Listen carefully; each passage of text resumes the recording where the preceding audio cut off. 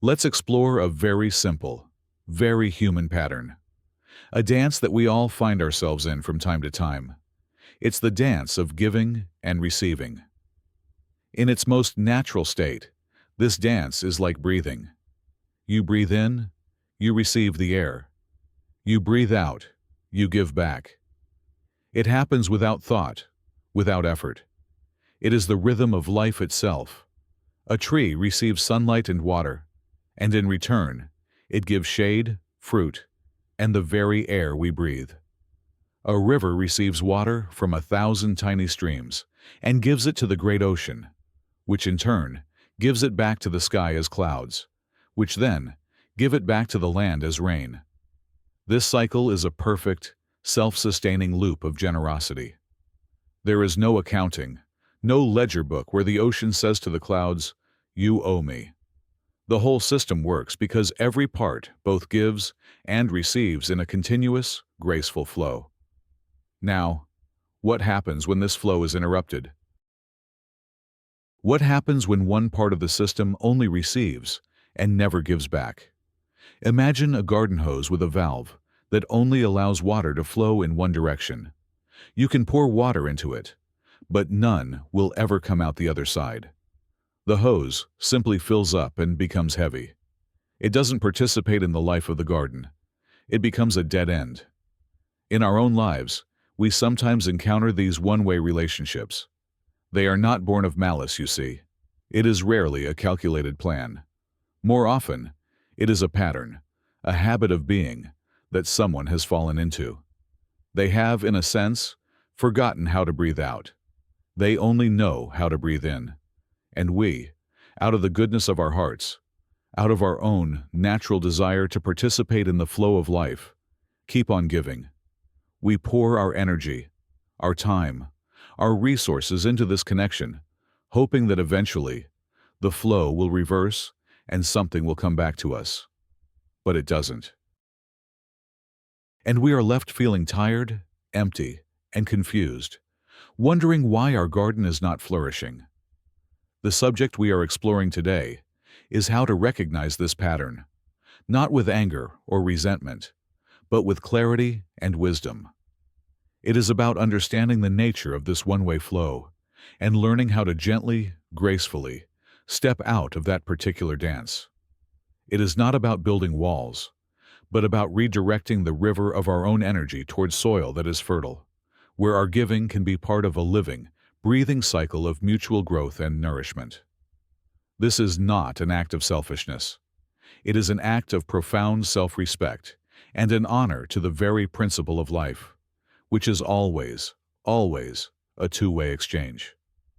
Let's begin by looking at one of the most common refrains in this particular kind of unbalanced dance. It is the quiet, often whispered appeal. "You understand how hard things are for me, don't you? Please, just help me one more time."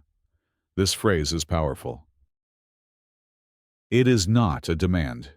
It is an invitation to step into the role of the rescuer, the capable one, the provider.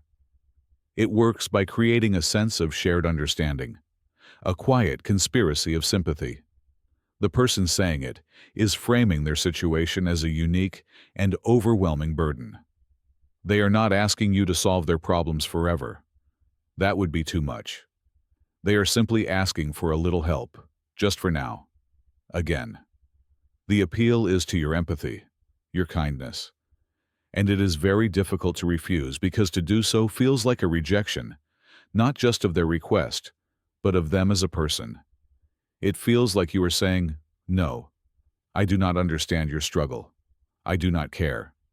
And so you give. You help. You extend yourself because you are a compassionate person and you genuinely want to ease their burden. You see their difficulty and your heart goes out to them. The first time, it feels good. The second time, it still feels like the right thing to do. But after the third, the fourth, the 10th time, a subtle shift occurs. The dynamic is no longer about a temporary crisis. It has become a permanent state of affairs. You have become a source, a well from which they draw, while they remain in a state of perpetual need. It's like tending to a plant that never grows roots of its own. You can water it every day, you can give it the best soil and sunlight, but it relies entirely on you for its sustenance. It does not learn to draw water for itself. Your constant help, which began as a kind and generous act, inadvertently becomes part of the structure that keeps them from finding their own strength. They learn that whenever they feel a little weak, a little overwhelmed, all they have to do is express their hardship, and you will step in. This is not a conscious manipulation on their part. It is a deeply ingrained pattern. For them, it is simply how the world works. For you, it becomes a slow and steady drain on your own resources. Your energy, your time, your emotional reserves are being channeled into a system that has no outlet. There is no return, no replenishment. The difficult part is recognizing that by continuously giving in to this appeal, you are not actually helping them in the long run. You are enabling a state of dependency. True help, true compassion, is not about endlessly providing solutions. It is about empowering someone to find their own. It is like the ancient art of building an arch. Each stone must be placed carefully, supporting the others. But the final, crucial piece is the keystone. Once the keystone is in place, the arch can support itself. By always being the one who rushes in to fix things, you prevent them from ever finding their own keystone. You become the scaffolding that is never removed, and so the structure never learns to stand on its own. Now, let us consider another very common phrase in the lexicon of the one-way exchange. It is the simple, seemingly straightforward promise. Lend me this, and I'll give it back later. This can apply to anything, from a small sum of money to a cherished book, a tool, or even your time. On the surface, it is a perfectly normal and healthy part of social interaction. We all borrow and lend. It is a system built on trust and reciprocity. It is another form of that beautiful, life-sustaining flow. I have something you need now, and I give it to you with the understanding that the flow will reverse in due course. The item, or its equivalent, will return to me. This strengthens bonds between people. It is the economic equivalent of breathing. However, in the pattern we are discussing, this promise becomes something else entirely. It becomes a tool to facilitate a one-way transfer. The words, "I'll give it back," are spoken, but they are hollow. They are the sound of a contract being signed with invisible ink. The person making the promise may even believe it themselves in that moment. They may have every intention of returning what they've borrowed. But intentions are not actions. As time passes, the return never materializes. If you inquire, you are met with a host of reasons, excuses, or even a sense of surprise that you would even bring it up. The memory of the promise seems to have faded for them, while for you, it remains a small, unresolved dissonance. It's not just about the object or the money itself. Often, the thing that was borrowed is minor. The real issue is the break in the cycle. The trust that was extended has not been honored. The flow has been blocked. Imagine you are building a canal to irrigate a field. You dig a channel and allow water to flow into it. You expect that water to reach the field and nourish the crops. But somewhere along the way, there is a diversion. The water flows into a pit and simply soaks into the ground, never reaching its destination. The promise of, "I'll give it back," is the design for the canal. The failure to return is the unseen diversion. When this happens repeatedly with the same person, you begin to realize you are not participating in a system of borrowing and lending. You are simply giving things away under the guise of a loan. It creates a subtle but persistent feeling of being taken for granted. It erodes the foundation of trust upon which genuine relationships are built. Think of the master craftsmen of old, who built great cathedrals. They relied on precise measurements and the principle of balanced forces. An archway stands because the force from one side is perfectly met by the force from the other.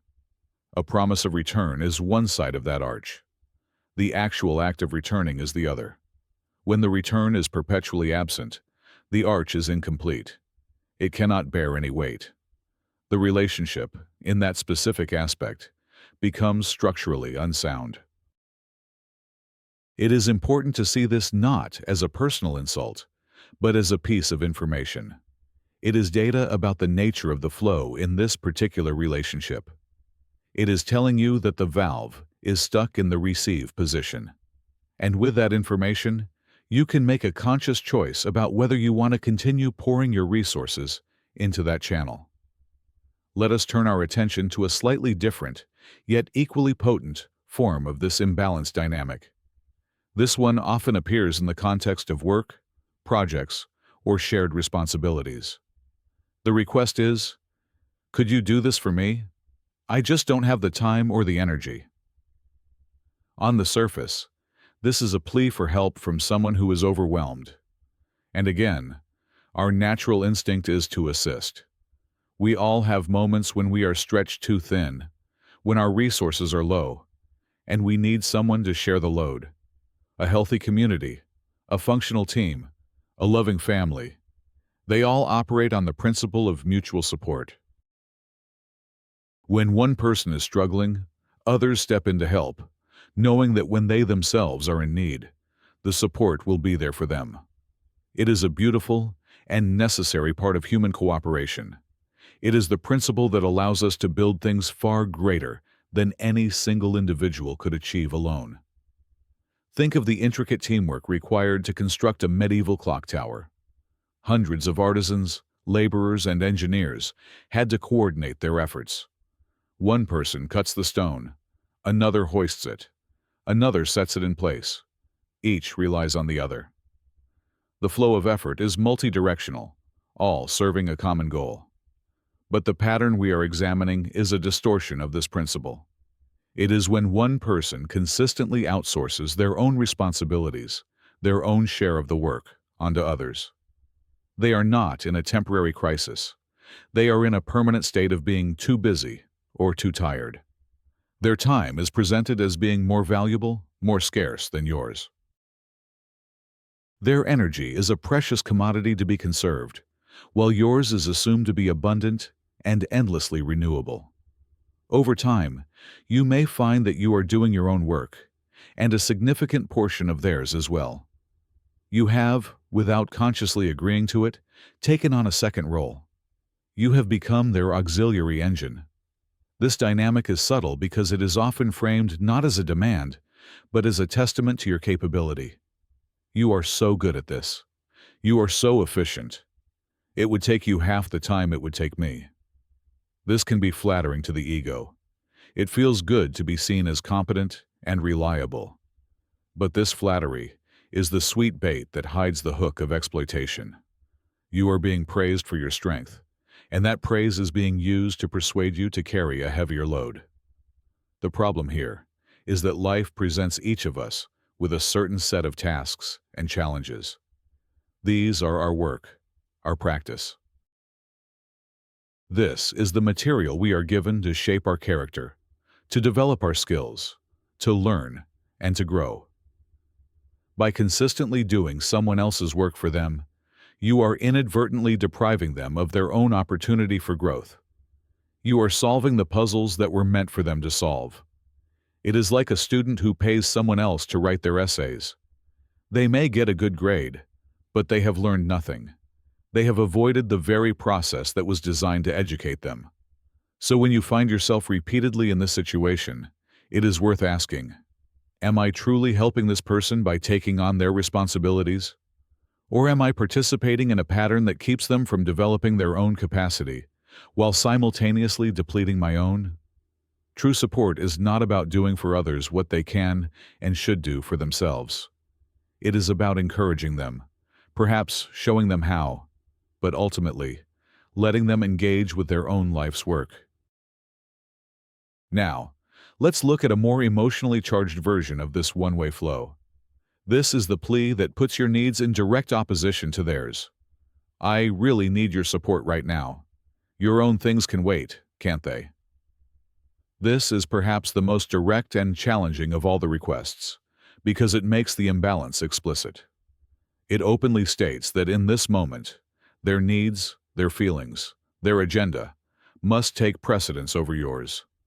It is a call to drop everything, to put your own life on hold, and to direct all of your attention and energy towards them. In times of genuine crisis, an accident, a sudden loss, this is a natural and beautiful human response. We rush to the side of our loved ones, and our own concerns fade into the background. That is the essence of compassion. But we are not talking about isolated emergencies. We are talking about a habitual pattern where one person's life is presented as a constant series of urgent, emotional needs that must be attended to by you. Your own projects, your deadlines, your need for rest and quiet are framed as secondary, as things that can be postponed. Their inner world becomes the stage, and you are cast in a permanent supporting role. The implication is that their emotional state is more fragile, more important than yours. They need to talk, and you need to listen.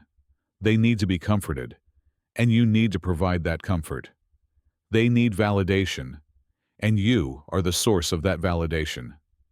This creates a powerful and often exhausting dynamic.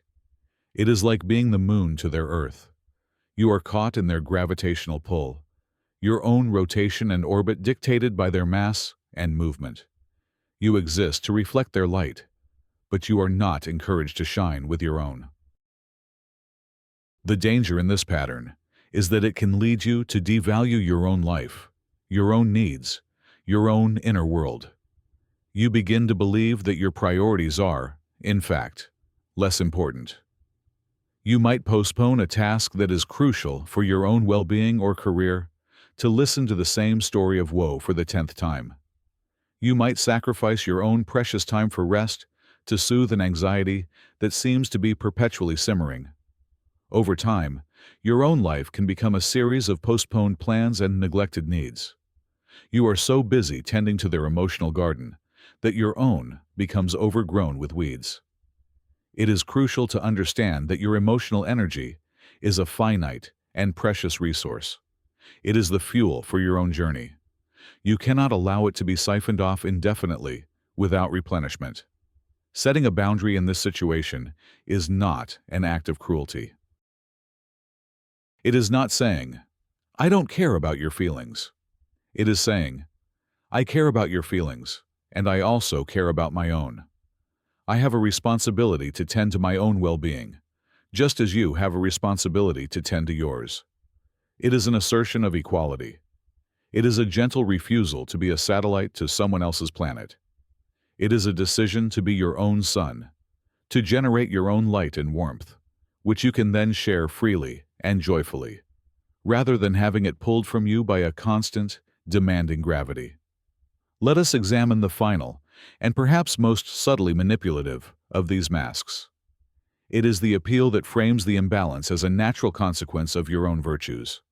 It is the statement, "You are so strong, you can handle it.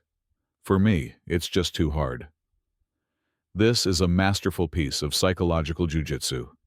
It takes your strength, your resilience, your competence, and turns it into a justification for placing a disproportionate burden upon you.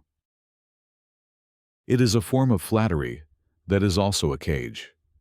You are being put on a pedestal, but that pedestal is in a room where all the heavy lifting needs to be done. To reject the extra work, to refuse the unfair burden, feels like a contradiction of the very quality you are being praised for. If you say, "No, I cannot take on this extra task," it feels as though you are also saying, "No, I am not strong." And since we all like to think of ourselves as strong and capable, we are reluctant to challenge the premise. So, we accept. We take on the extra load. We handle the difficult situation. We absorb the pressure, because we have been cast in the role of the strong one. The other person, in turn, has adopted the role of the weak or sensitive one. This allows them to opt out of challenges. They can sidestep difficulty by simply declaring their inability to cope. Their perceived fragility becomes their shield and their excuse. It is a very comfortable position to be in.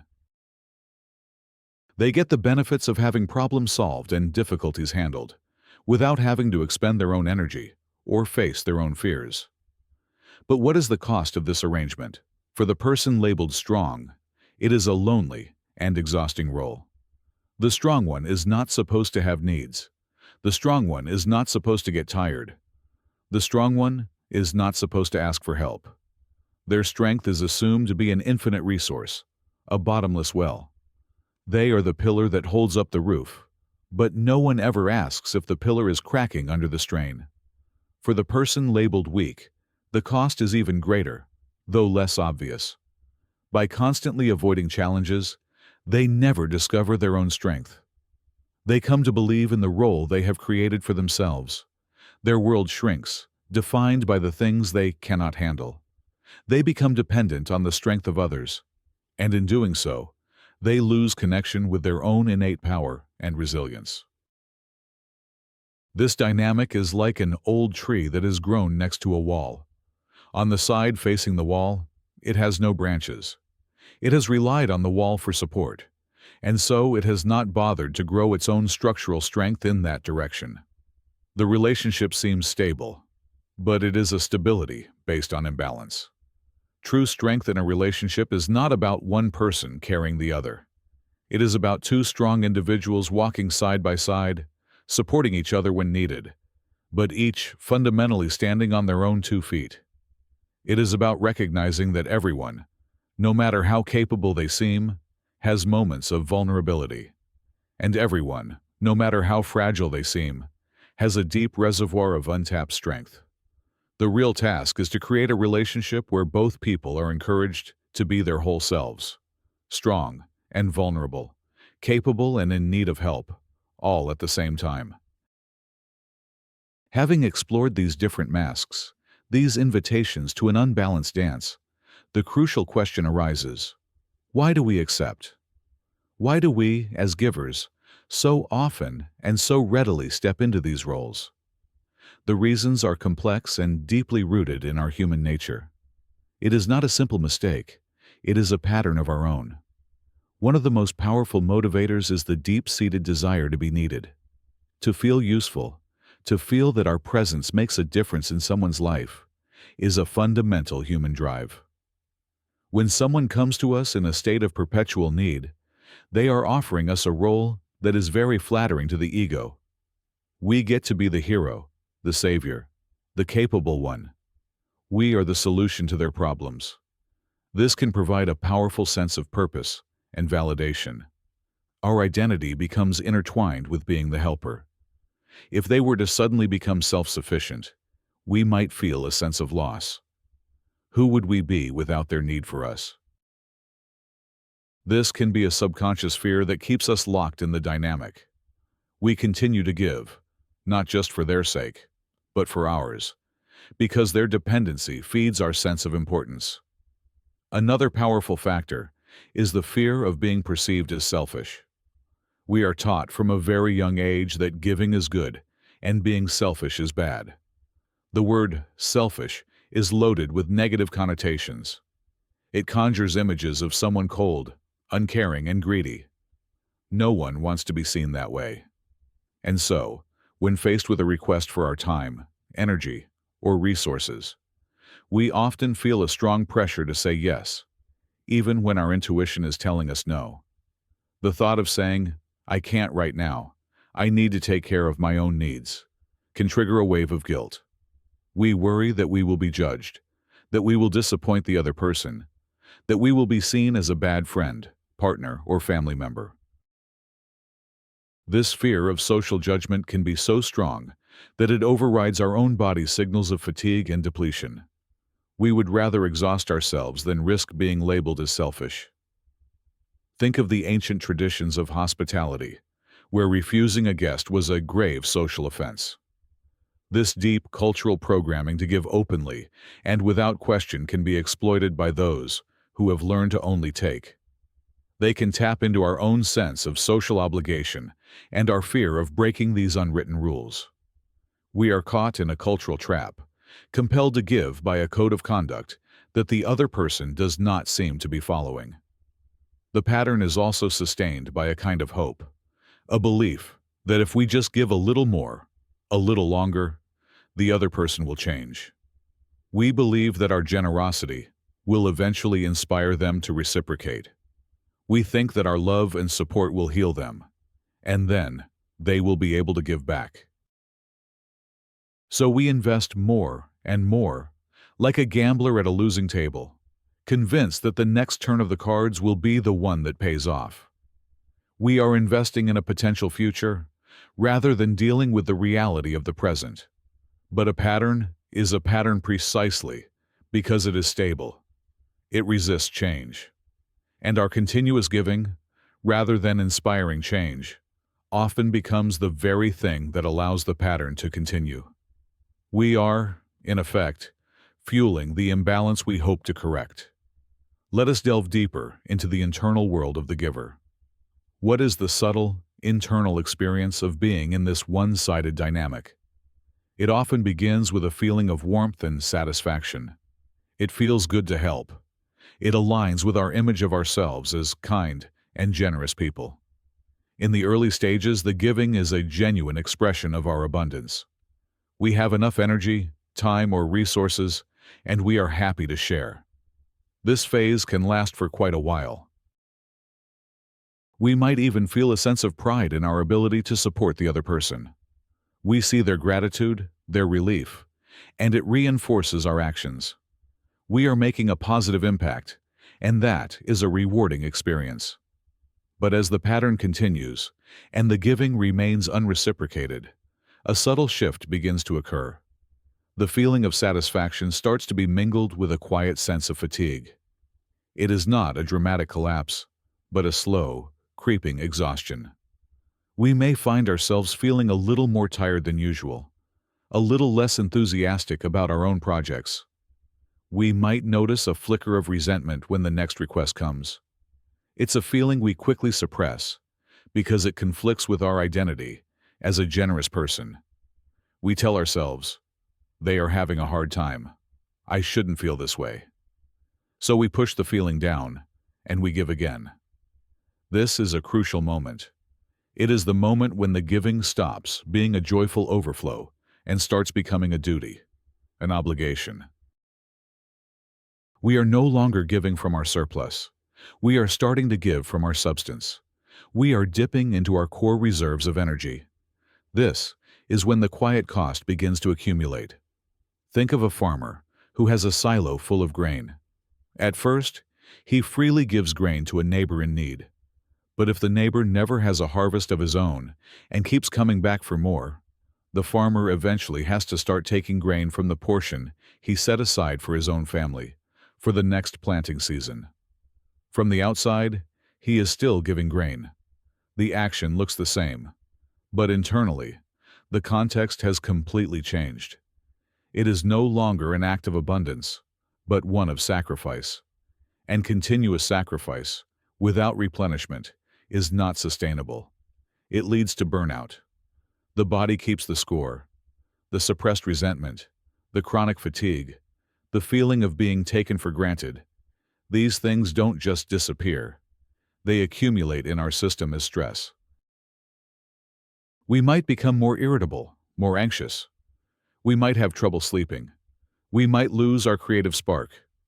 We are like a musical instrument that is constantly being played, but never tuned. The strings become loose, the sound becomes dull. Our own inner music starts to fade. The most insidious part of this process is that we often blame ourselves. We think, I should be stronger. I should be more compassionate. I should be able to handle this without feeling drained. We fail to see that the problem is not a lack of strength in ourselves, but a fundamental imbalance in the dynamic we are participating in. We are trying to make a one-way street into a two-way street through sheer force of will, and that is an impossible and exhausting task. Let us now shift our focus from the problem to the solution. But when we use the word solution, we must be very careful. In the context of human relationships, a solution is not like fixing a machine. It's not about tightening a bolt or replacing a part. It is a much more subtle process of adjusting the flow, of finding a new balance. The first and most important step in this entire process is to move from unconscious participation to conscious observation. For as long as we are acting out of habit, out of fear of being selfish, out of a need to be the rescuer, we are trapped in the dance. The key is to become a curious and compassionate observer of the dynamic itself.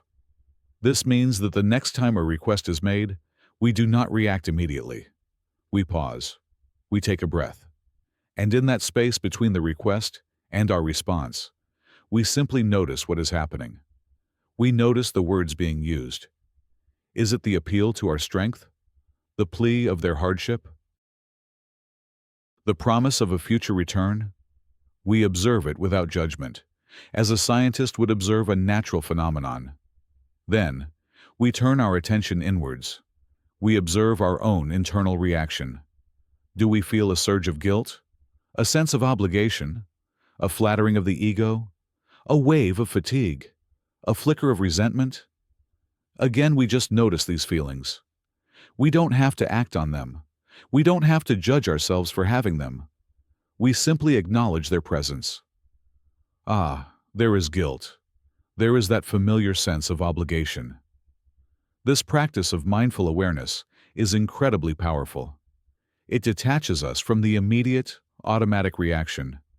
It creates a space for choice. We are no longer puppets pulled by the strings of habit and social conditioning. We are conscious beings who can observe the play and decide what role we wish to take. Imagine you are standing by a river. For years, you have been jumping in to rescue someone who is always drifting by, calling for help. It is your automatic reaction. But one day, you decide to just stand on the bank for a moment and watch. You see the person drifting. You hear their call. But you also see the current. You see that they are not making much effort to swim. You see that the bank is not that far away. From this new perspective, your understanding of the situation changes completely. You realize that your constant rescuing might be the very thing that has prevented them from learning to swim for themselves. This act of observation is not cold or detached. It is rooted in a deep and honest wisdom. It is about seeing the truth of the situation, not just the emotional drama on the surface. It is about honoring reality. And the reality is that a system of perpetual one-way giving is not healthy or sustainable for anyone involved. By simply observing, by becoming aware of the pattern, we have already begun to change it. We have introduced a new element into the equation, our own consciousness. And that changes everything. Once we have cultivated this ability to pause and observe, the next step is to redefine our understanding of giving and selfishness. For many of us, these concepts are a simple binary. Giving is good, selfishness is bad. But this is a very crude and unhelpful way of looking at the world. Life is not that simple. We need to introduce a more nuanced and compassionate understanding. Let us start with selfishness. There are two kinds. There is the kind of selfishness that comes from a place of fear and lack. It is the hoarding of resources, the inability to share, the constant focus on what's in it for me. This is the behavior of a person who believes the universe is a place of scarcity, and they must grab what they can before it's gone. This is what we typically mean by the word, and it is indeed a constricted and unhappy way to live. But there is another kind of selfishness, which we might call self-care or self-respect. This is not born of fear, but of wisdom. It is the understanding that we ourselves are a part of the world that deserves to be cared for. It is the recognition that we cannot pour from an empty cup.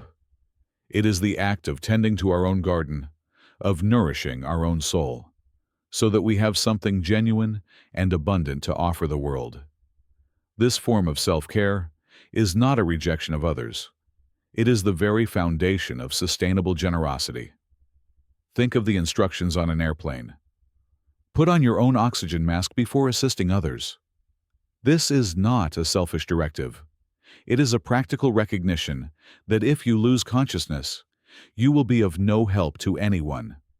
Your own well-being is a prerequisite for being able to effectively care for others. Now let's look at giving. There is giving that comes from a place of obligation, guilt, or a desire for approval. This is a transactional form of giving.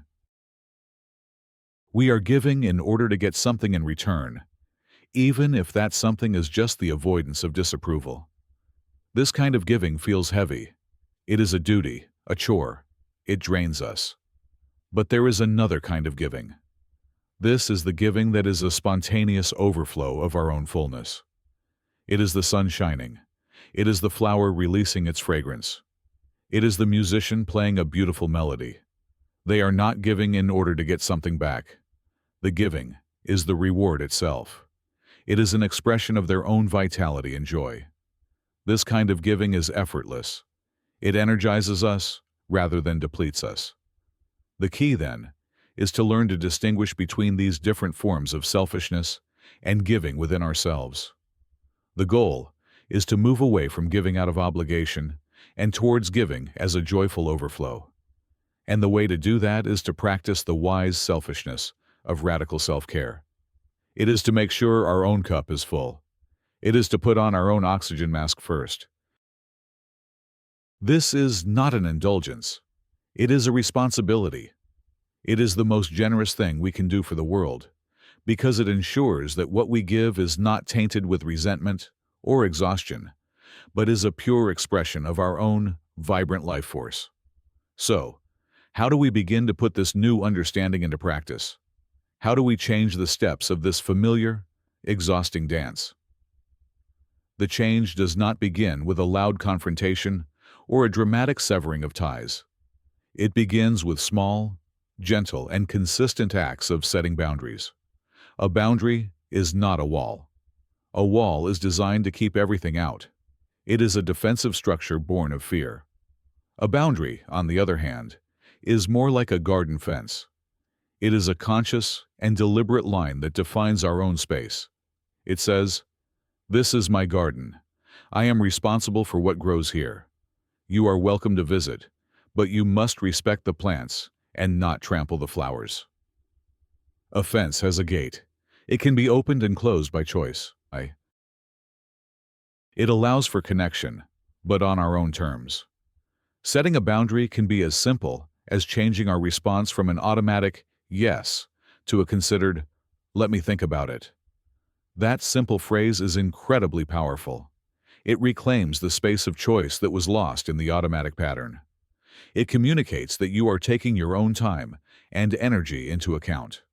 It breaks the expectation of your immediate and unconditional compliance. Another form of boundary setting is learning to say no gracefully. For many givers, the word no feels like a weapon. It feels harsh and rejecting, but it does not have to be. A no can be delivered with kindness and respect. You can say, "I wish I could help you with that, but I don't have the capacity right now." You are not judging their request. You are not criticizing them for asking. You are simply stating the truth about your own current resources. You are being honest. There is no need for elaborate excuses or justifications. A simple, honest statement of your limits is enough. At first, this will feel uncomfortable. You may be met with surprise, disappointment, or even anger. The other person has become accustomed to the old pattern. Your change in behavior will disrupt the familiar dynamic. They may try to pull you back into the old dance by using the familiar phrases we have discussed. They might say, "But you're so strong. I thought I could count on you." This is the moment to stand firm, gently. You can acknowledge their feeling without giving in. "I understand you're disappointed, but I need to honor my own limits right now." This is not about winning an argument. It is about quietly holding your ground. It is about respecting yourself enough to protect your own well-being. Each time you set a small boundary, you are strengthening your no muscle. You are building a new habit. You are teaching yourself and the other person that your needs matter. It is a gradual process of re-educating both of you about the terms of the relationship. It is like gently redirecting a river. You don't build a massive dam overnight. You place small stones, one by one, to guide the water into a new, healthier channel. As we begin to set these boundaries, it is important to understand what true compassion looks like in this context. Often, we confuse compassion with enabling. We think that being a compassionate person means always saying yes, always fixing the problem, always easing the other person's discomfort. But this is a misunderstanding of what compassion really is. Enabling is when we do for others what they could and should be doing for themselves. It is a short-term fix that creates a long-term dependency. It keeps the other person stuck in their patterns of helplessness because they are never required to develop their own resources. When we constantly rush in to save someone from the consequences of their own choices, we are preventing them from learning the valuable lessons that life is trying to teach them. Imagine a child learning to walk. They will stumble. They will fall. It is a natural and necessary part of the process. If a parent were to carry the child everywhere to prevent them from ever falling, the child's legs would never develop the strength to walk on their own. The parent's actions, though motivated by love and a desire to prevent pain, would ultimately be disabling for the child. True compassion, on the other hand, is about honoring the other person's capacity to grow. It is about having faith in their inner strength, even when they have lost faith in it themselves. True compassion is not about taking away their struggle, but about being present with them in their struggle. It is about offering encouragement and support without taking over. It is saying, "I know this is hard for you, and I believe you have what it takes to get through it. I am here to walk beside you, but I cannot carry you." This is a much more profound and respectful form of love. It sees the other person not as a fragile victim, but as a capable individual on their own journey of learning and growth. When you refuse to do for them what they can do for themselves, you are not being unkind. You are giving them a gift. It may be a gift they do not want or appreciate at the time, but it is the gift of an opportunity. The opportunity to discover their own resilience, to develop their own skills, and to find their own power. By stepping back, you are creating a space for them to step up. This is a radical act of faith. It requires you to let go of your need to be the rescuer and to trust in their potential. It is a shift from seeing them as a problem you need to solve to seeing them as a person you need to respect. And in the long run, this is the most compassionate and loving stance you can take. It honors their journey, and it frees you from the exhausting burden of responsibility for it. What happens when we start to change this pattern? What is the effect of redirecting our energy? The first thing we notice is a sense of spaciousness in our own lives. When we are no longer constantly pouring our time and attention into a one-way relationship, we suddenly find that we have more of both for ourselves. It is like discovering an extra room in your house that you never knew existed. You have more time to read, to walk in nature, to pursue a hobby, to simply be quiet and rest. This newfound space can feel a little strange at first, especially if you have been in the role of the constant giver for a long time. You might feel a little restless, a little unsure of what to do with yourself. This is normal. It is the feeling of a system recalibrating. But as you settle into it, you will begin to feel a deep sense of replenishment. Your energy levels will start to rise. The chronic fatigue will begin to lift.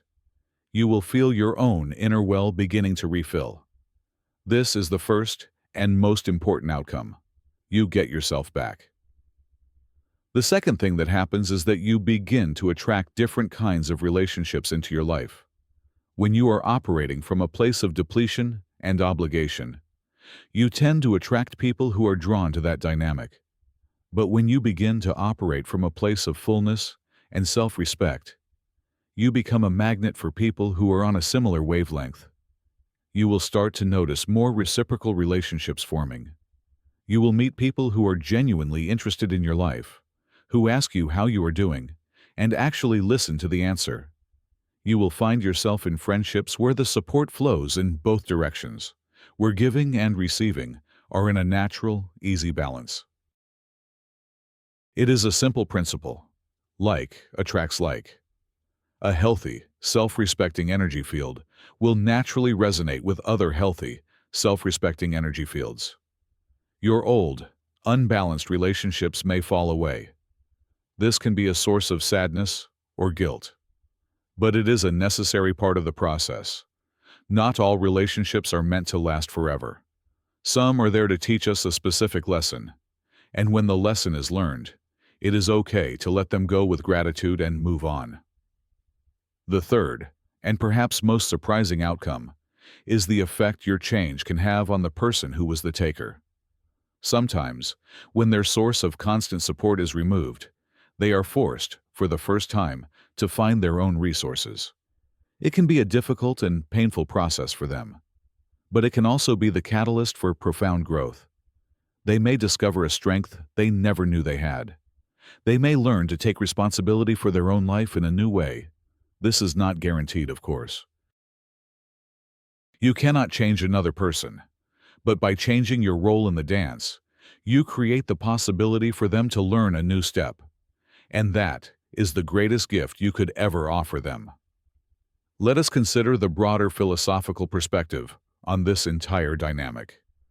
The universe itself is a grand, intricate system of giving and receiving. Every star, every planet, every living organism is in a constant state of exchange with its environment. Nothing exists in isolation.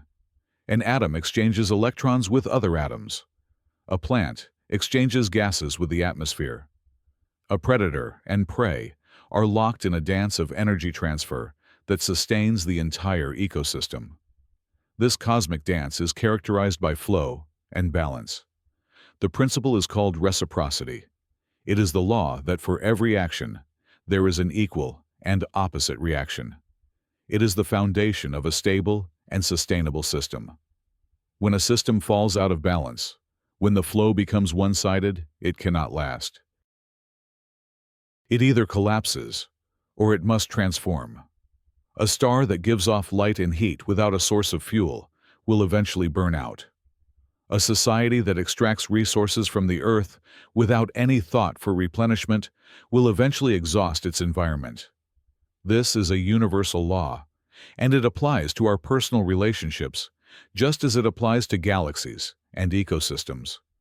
A relationship where one person only gives and the other only takes is, by its very nature, unstable. It is a violation of the fundamental principle of reciprocity. It is a system in a state of entropy, slowly winding down towards exhaustion. Therefore, the act of restoring balance to your relationships is not just a matter of personal well-being. It is an act of aligning yourself with the fundamental way the universe works. It is an act of wisdom. It is about choosing to participate in patterns that are life-affirming and sustainable, rather than patterns that are life-draining and destined to fail. When you make the conscious choice to stop giving to those who only take, you are not being selfish or unkind.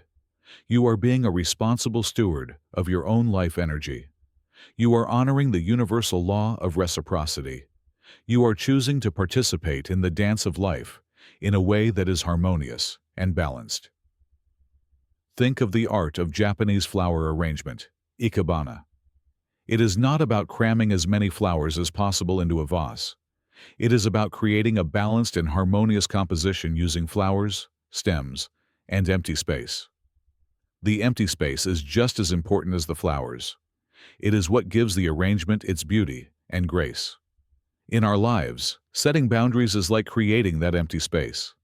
It is the conscious decision to not fill every moment with giving, to not respond to every demand. It is in that space that we find our own balance, our own peace, and our own beauty. By embracing this principle, we become more like the master flower arranger of our own lives, creating a life that is not just full, but also beautiful, balanced, and sustainable. Now, it is one thing to understand this intellectually, and another to embody it in our daily lives. So let's talk about the practice. How do we make this a lived reality? The practice begins with small moments of self-awareness. It is the practice of checking in with yourself throughout the day. When your phone rings and you see the name of a person who often drains you, what is your immediate, gut-level feeling? Is it a feeling of warmth or a feeling of dread? Just notice it. When you agree to do something for someone, take a moment afterwards to notice how your body feels. Does it feel energized or does it feel heavy? Your body is an incredibly wise instrument. It is constantly giving you feedback about what is life-affirming and what is life-draining. The practice is to learn to listen to this subtle feedback. Another powerful practice is to schedule time for yourself in your calendar and to treat that time as being as important as any other appointment. This could be an hour to read a book, 20 minutes to meditate, or a whole afternoon to go for a walk. When you make a literal appointment with yourself, you are sending a powerful message to your own subconscious mind that your time and your well-being are valuable. And when someone asks you for something during that time, you can honestly say, "I'm sorry, I have another commitment." That commitment is to yourself. This is not about being rigid. It is about being intentional. It is about consciously allocating your most precious resource, your time, in a way that nourishes you. You can also practice what is sometimes called giving from the saucer. Imagine your life energy is a cup of tea. For a long time, you may have been letting people drink directly from your cup, leaving it half empty. The new practice is to first make sure your own cup is full, so full that it overflows into the saucer. Then, you can give freely and joyfully from the saucer. The overflow is for others. The contents of the cup are for you. This means you only give what you can spare, without depleting your core reserves. If the saucer is empty, then you have nothing to give at that moment, and that is perfectly okay. This visual metaphor can be very helpful in making decisions. Before you say yes to a request, you can ask yourself, am I giving from my cup or from my saucer? This simple question can bring a great deal of clarity. These are not grand, dramatic gestures.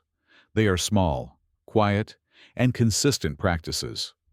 But like drops of water carving a stone, over time they have the power to completely reshape the landscape of your life and your relationships. It is a path of gentle, persistent, and compassionate self-respect. Let's be clear about one thing. This journey of recalibration is not always easy or comfortable. When you begin to change a long-standing pattern, you will likely encounter resistance, both from others and from within yourself. The other person in the dynamic may not react well to your new boundaries. They may become angry or sad, or they may try to make you feel guilty. They may accuse you of being selfish or of having changed. And in a way, they are right. You have changed. You are choosing to no longer participate in the old, unbalanced dance. This can feel like a rejection to them. It is important to be prepared for this, and to not let their reaction pull you back into the old pattern. You can be compassionate towards their feelings without being controlled by them. You can say, "I am sorry that my decision has upset you, but it is what I need to do for my own well-being." You are not responsible for managing their emotional reaction to your boundaries. You are only responsible for setting your boundaries with clarity and kindness. You will also face resistance from within. Your own inner critic, the voice of guilt and social conditioning, may become very loud. It might say things like, "Who do you think you are? You should be more generous. You are letting them down." This is the voice of your old programming.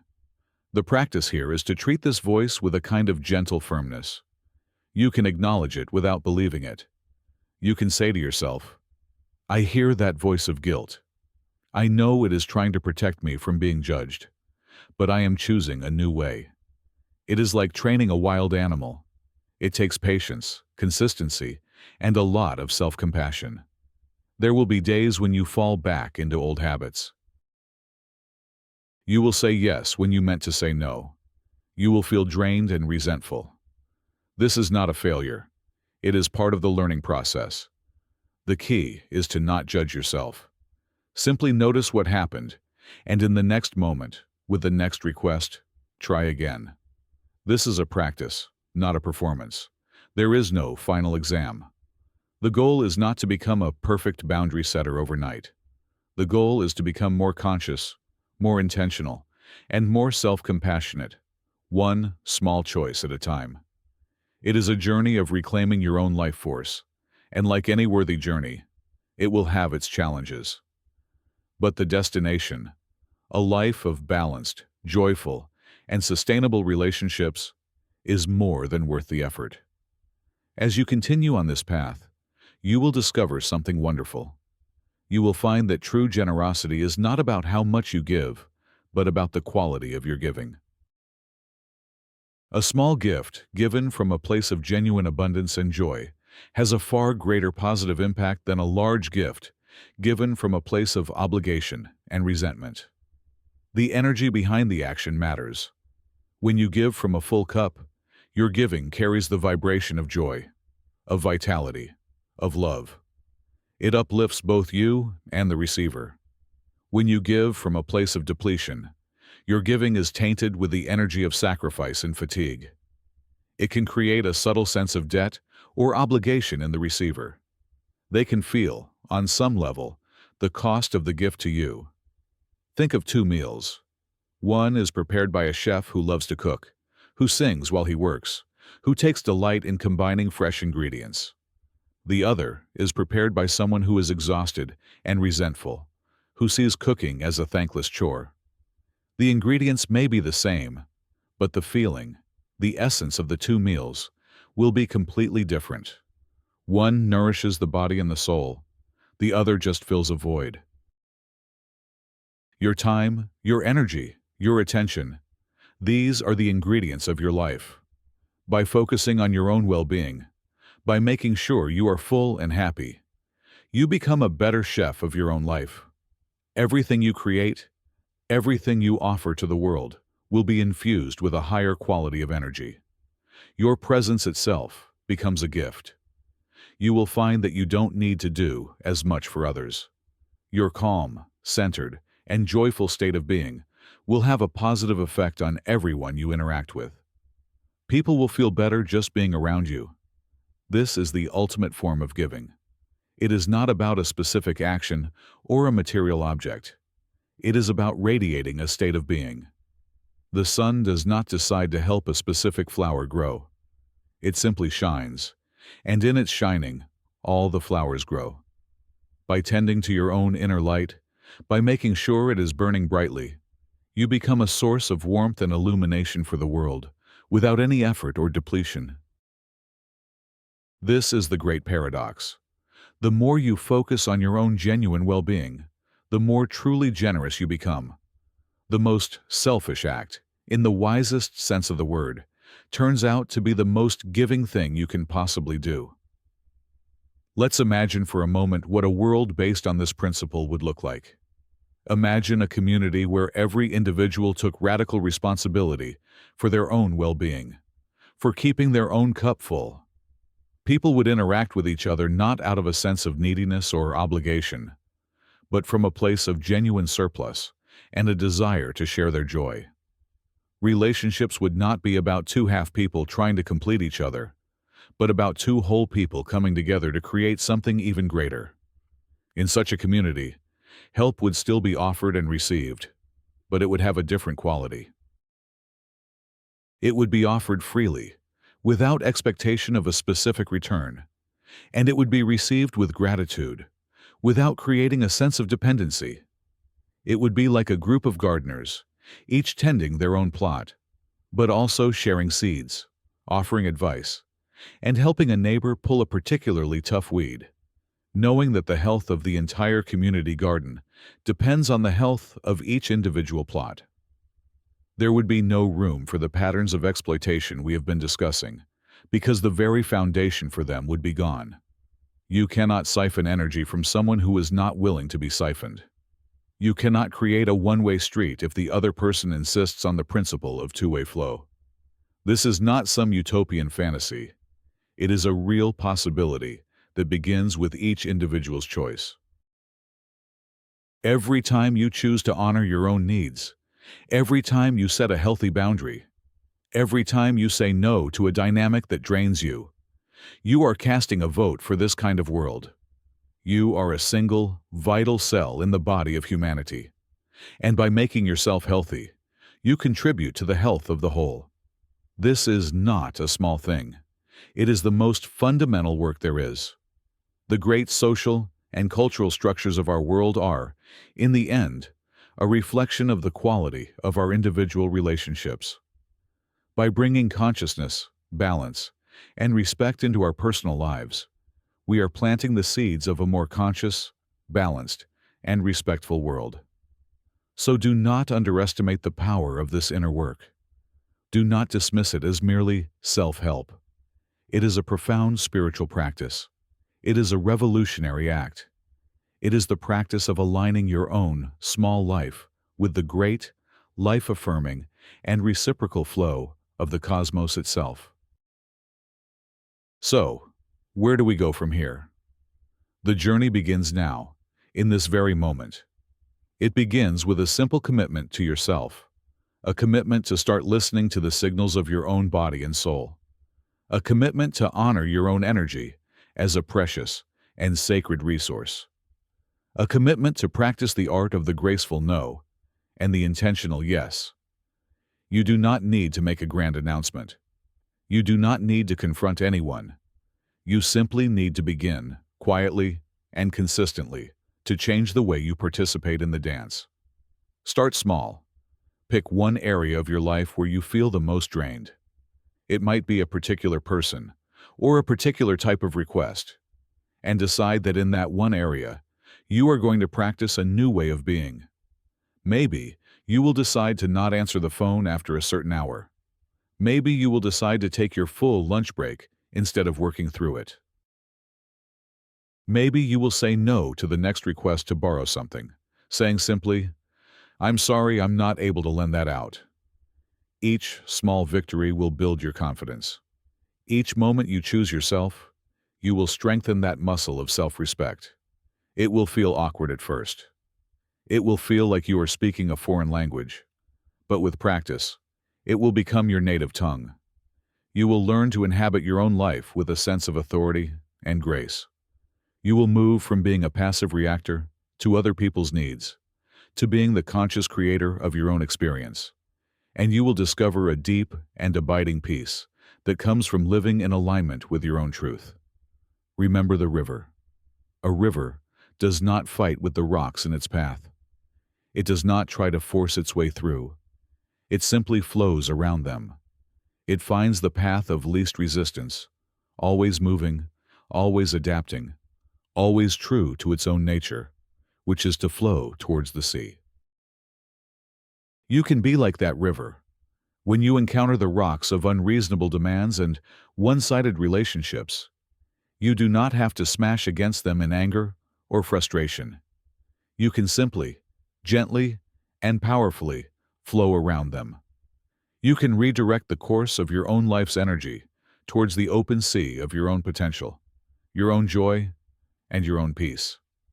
In conclusion, let us return to the central theme. The world is full of people, and they all operate from their own level of consciousness, their own patterns, their own histories. It is not our job to fix them, to change them, or even to judge them. Our only true work is with ourselves. The patterns of giving to those who only take are not, in the end, about them. They are about us.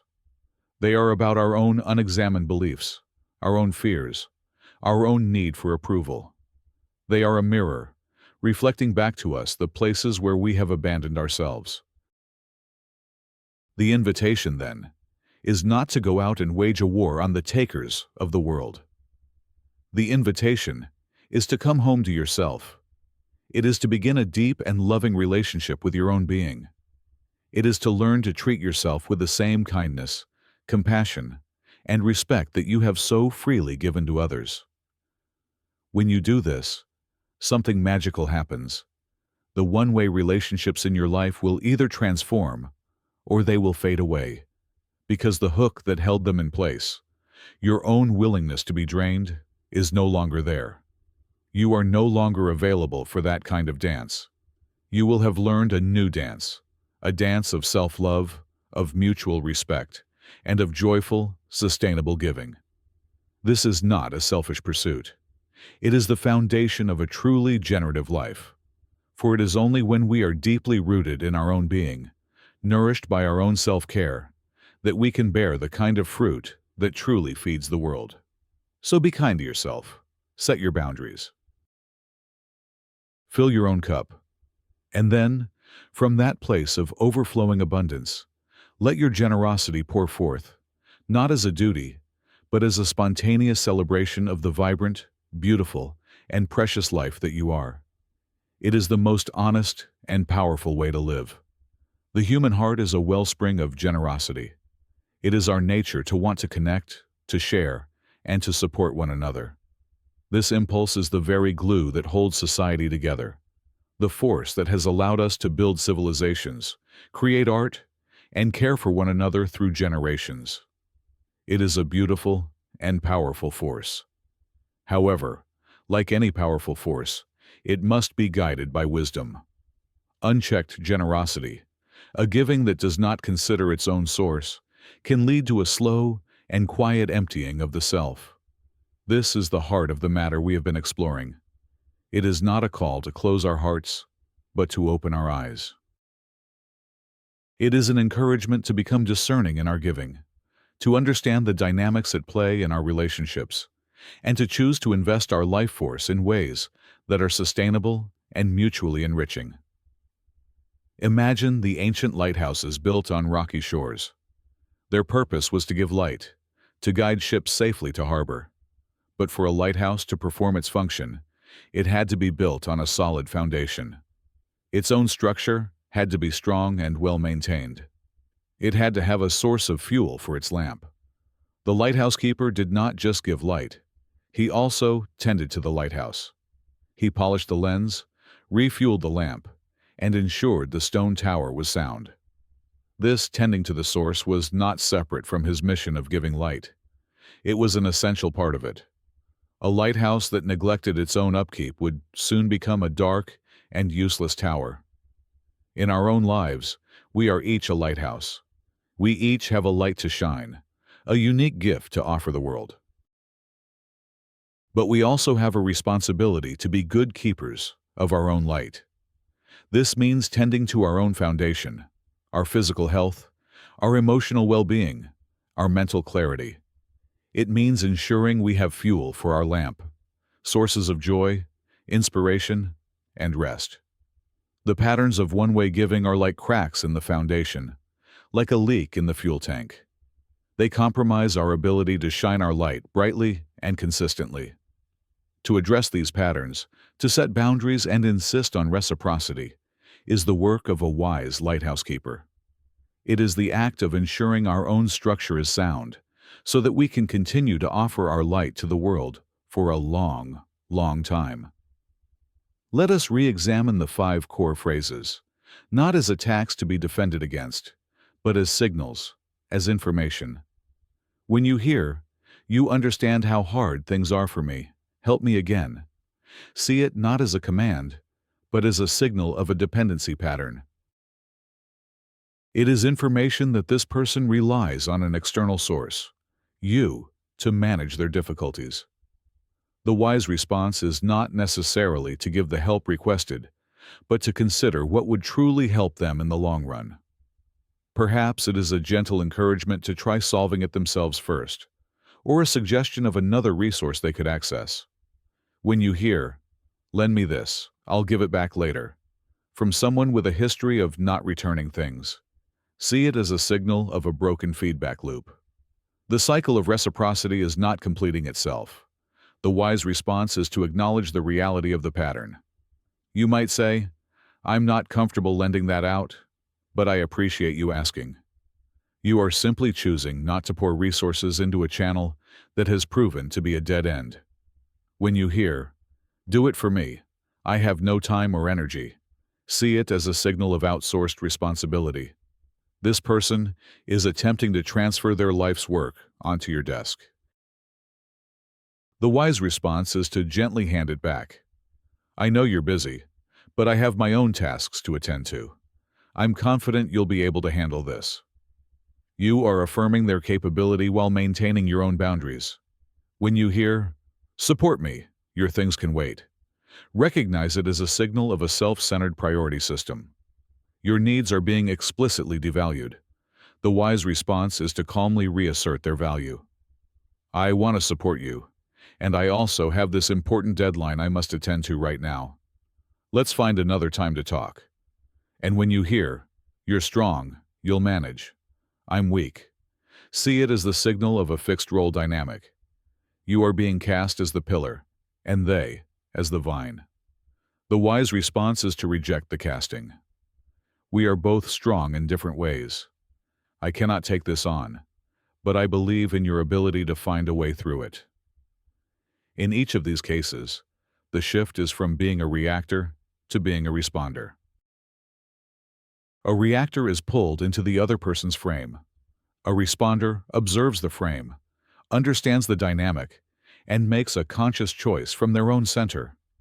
This is the practice in a nutshell: to see the signal, to understand the pattern, and to respond with conscious, self-respecting wisdom. The journey we have been describing is fundamentally a journey from being an object in someone else's story to being the author of your own. For as long as you are caught in these one-way giving patterns, you are playing a supporting role in a narrative written by another. Their needs set the plot. Their crises dictate the pace. Their demands determine your actions. You are a resource, a utility, a function within their drama. To break free is to pick up the pen and begin writing your own story. This can feel daunting. When you have spent a long time in a supporting role, the blank page of your own life can be intimidating. What is my plot? What are my needs? What do I want? These are big questions that you may not have had the space to ask for a very long time. This is why the practice starts small. It starts with reclaiming small moments, small choices. Each time you choose to take a walk instead of answering a draining phone call, you are writing a sentence in your own story. Each time you say no to an unreasonable request, you are editing a chapter. Each time you invest your energy in your own project, your own joy, you are developing your own protagonist, you. It is a process of recentering your own consciousness. You are gently moving the spotlight from their stage to your own. This does not mean your story has to be a solo performance.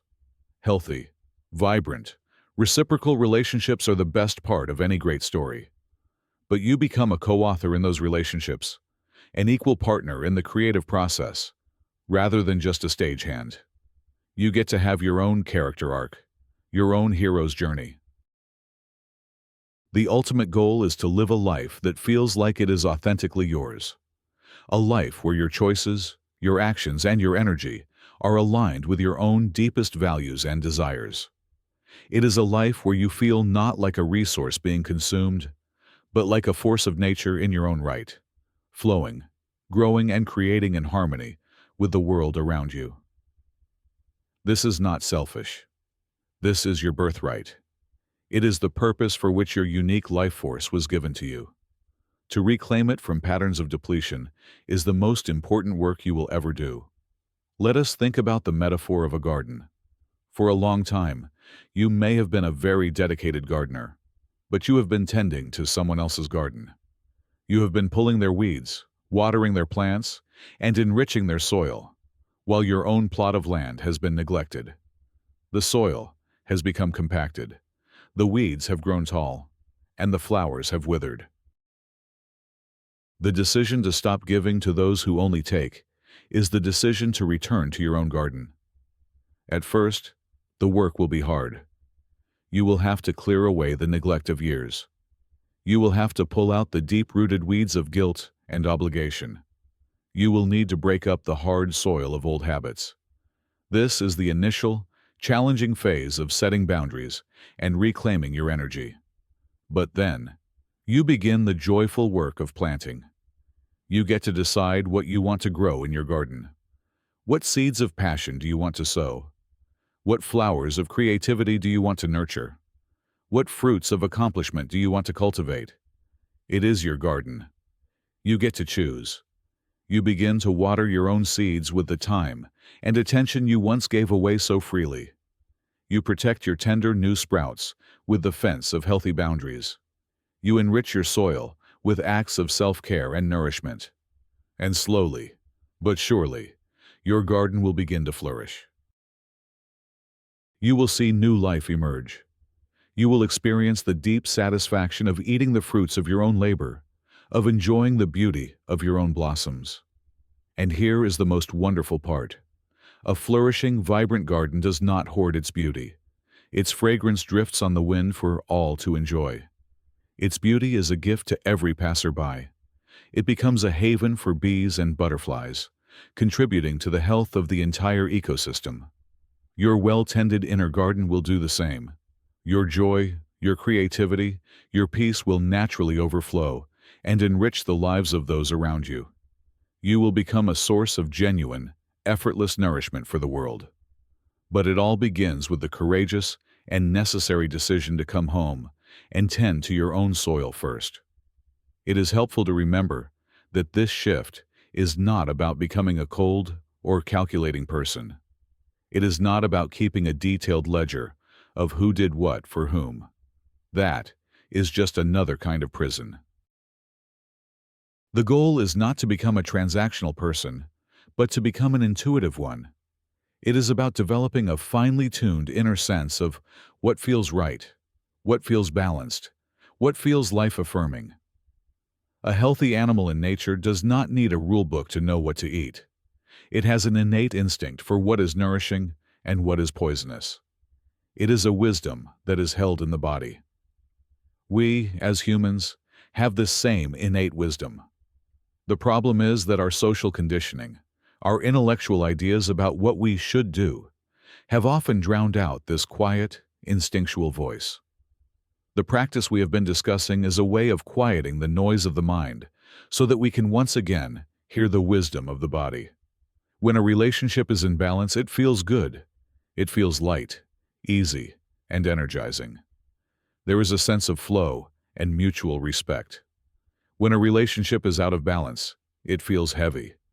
It is accompanied by a subtle sense of dread, fatigue, or resentment. Our bodies know the difference. The work is to learn to trust these feelings. They are not random moods. They are vital data. They are your internal guidance system, telling you whether you are moving towards life or away from it. So, when you are considering a request, when you are interacting with someone, pay less attention to the story in your head. The story of obligation, of guilt, of what a good person would do. And pay more attention to the feeling in your gut, the sensation in your body. Does this interaction make you feel expansive or constricted? Energized or drained? Honored or used? Your body knows the truth. Learning to listen to it and to honor its wisdom with your choices is the most direct path to a life of genuine balance and well-being. This is not about complex psychological theories. It is the simplest and most profound practice of all, to listen to the life force within you and to follow its guidance. Finally, let us embrace this process with a spirit of gentle curiosity. See it as an experiment. You are a scientist in the laboratory of your own life. You are testing a new hypothesis. The old hypothesis was, if I give constantly, I will be a good person and I will be loved. You have gathered a lot of data on that hypothesis, and the results have likely included burnout, resentment, and a feeling of being depleted. Now, you are testing a new hypothesis. If I honor my own needs and engage in balanced reciprocal relationships, I will experience more joy, vitality, and authentic connection. This is your new experiment. So, approach it with a sense of playfulness. Try setting a small boundary and just watch what happens. Notice the other person's reaction. Notice your own internal reaction. Collect the data without judgment. Some experiments will yield interesting results. Others might not go as planned. It doesn't matter. The point is the process of inquiry, of learning, of becoming more conscious. Let go of the need to do it perfectly. Let go of the fear of making a mistake. There are no mistakes in this work, only learning opportunities. You are simply learning a new skill, like learning to ride a bicycle. You will wobble. You might fall. But you will get up, dust yourself off, and try again. And eventually, you will find your balance. You will discover that wonderful, effortless feeling of gliding forward under your own power, with the wind in your hair. This is not a grim duty. It is an adventure. It is the adventure of reclaiming your own sovereignty, of discovering your own strength, and of creating a life that is a true and beautiful expression of your own unique spirit. So be gentle with yourself. Be patient with the process. And above all, be curious. The life that is waiting for you on the other side of these old patterns is more joyful, more vibrant, and more authentically your own than you can possibly imagine.